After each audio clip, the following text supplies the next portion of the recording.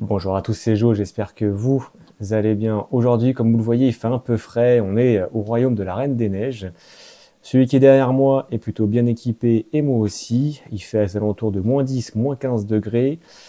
Je vais vous présenter un water cooling de chez Thermalright, c'est le Frozen Edge 360 mm que je vais installer dans la configuration Le Bon Coin sur 5800X, que je vais aussi comparer avec le Corsair que j'avais eu avec mon lot d'articles. Je vais faire l'unboxing complet avec vous, avec la caméra du dessus. Je vais faire des tests en jeu, des benchmarks, et je vous donnerai mon retour sur ce petit water cooling Frozen Edge. Et j'espère qu'on va se réchauffer. C'est parti. Donc c'est parti, on démarre le déballage. Hop, alors, hop, le petit piton ici. Voilà. Comme ça, on ouvre la boîte. Hop. Donc on retrouve ici la notice du Frozen Edge, donc avec tout ce qu'on a justement dans notre bundle. Le mode de fixation pour tout ce qui est Intel et LGA 1150, 1200 ou même 1700. Compatible AMD AM4, AM5, donc c'est très bien. Puis après la petite notice justement pour notre branchement. Donc la petite notice, c'est pas mal. Le petit carton ici, alors. Donc là c'est vraiment toute la visserie qu'on aura besoin. Donc on va voir ce qu'il y a. Ah, donc ça c'est pas mal. On a un petit hub justement pour les 3 ventilateurs. Donc c'est vraiment pas mal. Ça évite de l'acheter en plus. Donc ça c'est pas mal. Qu'est-ce que nous avons? On a une pochette Intel, une pochette AMD. Donc c'est vraiment bien différencié. Donc c'est vraiment pas mal. Une petite pochette avec d'autres vis de fixation. Ça c'est ça pour tenir le radiateur. Donc c'est pas mal. Et on a un petit tube de pâte thermique justement dédié juste pour le water cooling. Donc c'est plutôt pas mal. On va tout déballer.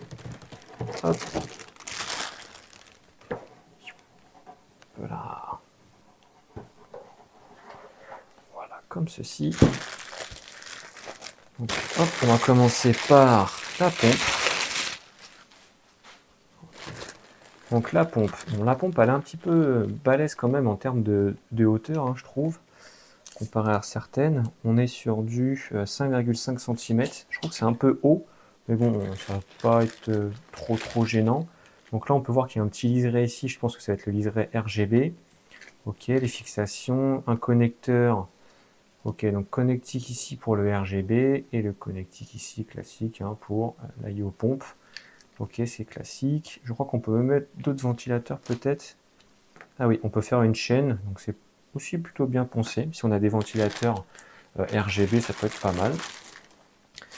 Les tuyaux, ils sont souples, donc c'est très bien. Ils sont gainés, ça a l'air d'être de bonne qualité avec la petite finition ici chromée, c'est plutôt pas mal.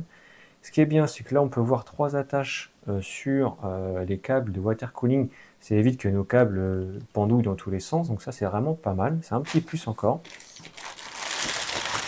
Ah. Concernant le radiateur et les ventilateurs. Donc maintenant, de plus en plus, hein, les constructeurs vendent les water cooling avec les ventilateurs directement préinstallés. Au moins, ils sont dans le bon sens. Ça évite que pour les personnes qui ont du mal avec le sens des ventilateurs ou se trompent dans le sens des ventilateurs, tout est déjà mis dans le bon sens. Donc là, c'est plutôt bien mis.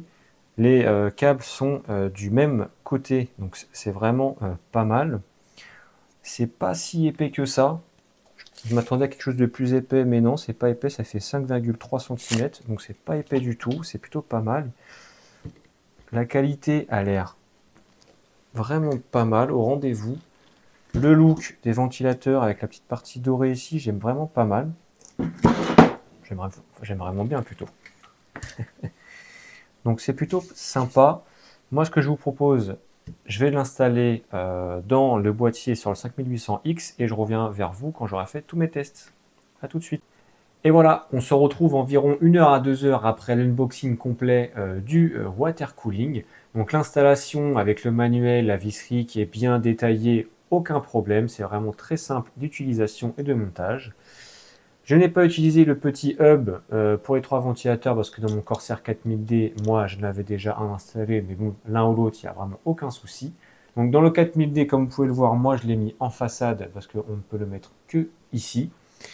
En termes d'esthétique, là à première vue, vous le voyez, très simple. Franchement, ça fait très bien le boulot.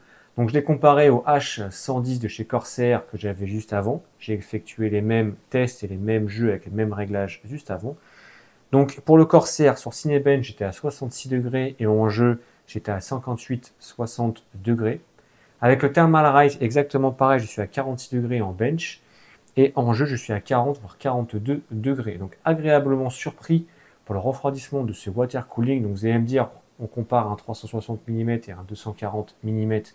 Je comprends qu'il y a vraiment un ventilateur de plus, c'est vraiment pas du tout pareil. Mais là, en termes de rapport qualité-prix, quand je vois que le Corsair coûte environ 100 à 120 euros et que ce Thermalright là coûte entre 60 et 70 euros, si vous avez la place de mettre un 360 mm, je vous le conseille. Ou même si vous cherchez un 240 ou 280 mm, vous pouvez prendre la marque Thermalright, je la recommande. Donc, agréablement surpris des performances. Le look, plutôt simple et efficace. Vous pouvez le voir là. Hop, regardez la pompe là. Le petit pompe côté RGB, c'est vraiment simple et efficace. Donc moi, c'est géré par le logiciel Armoury Crate. Donc c'est plutôt pas mal.